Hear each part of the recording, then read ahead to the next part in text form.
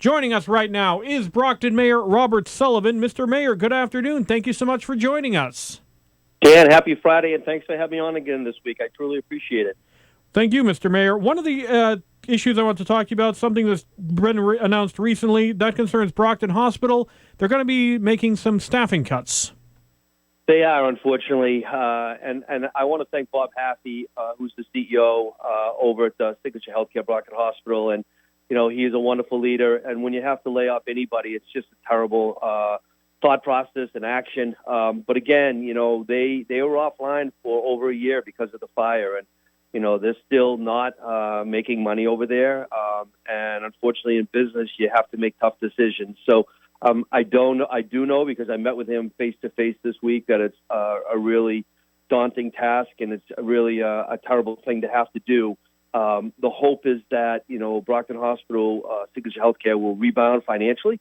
It is one of the busiest hospitals around, without question, and it is a trauma level center. So again, I feel really, really bad for the people that are losing their jobs. And at the end of the day, I'm just hopeful that they will find something in the medical field because their talents are needed without question here in Brockton and beyond.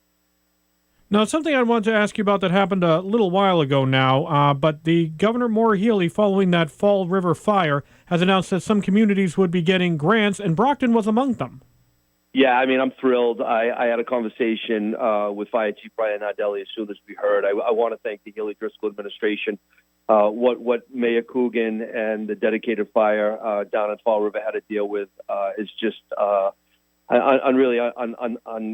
unquestionably a difficult situation. So the governor and lieutenant governor have supported a lot of the gateway communities, a lot of the old cities, and of course Brockton is going to benefit. So again, we take it very serious. There is no amount of money that should question health and safety of people. So we will not put a price tag on it, but we're very, very thankful here in the City of Champions for what the governor has allocated. And I know both our police chief, Brendan Perez, and of course Fire Chief Brian Nardelli are really, really appreciative as well in their teams within the department. Now, I do also have to ask, Mr. Mayor, is there a concern that something similar to that incident could happen in Brockton? I mean, it could happen anywhere, Dan, unfortunately. We've had our share of fires.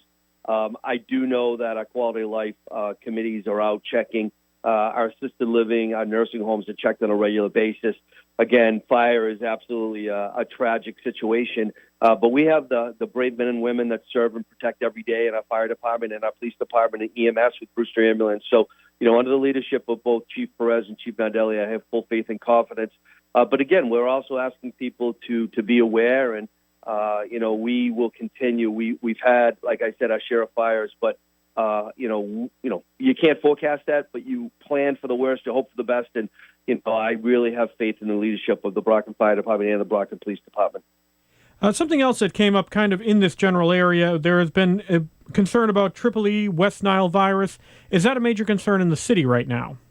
What's awesome about the city, and I want to thank the governor, she signed into law. We now have a Health and Human Services Commission led by Dr. Sebastian, who is a medical doctor. He is now in charge of our Health and Human Services. Dr. Eno Monister is still here leading our Board of Health. EEE and West Nile is definitely concerns, especially in the summer months. I know mosquitoes in neighboring communities, not in Brockton, have tested positive. So again, we act out of abundance of caution. We have already sprayed with our partners in Plymouth County for mosquitoes.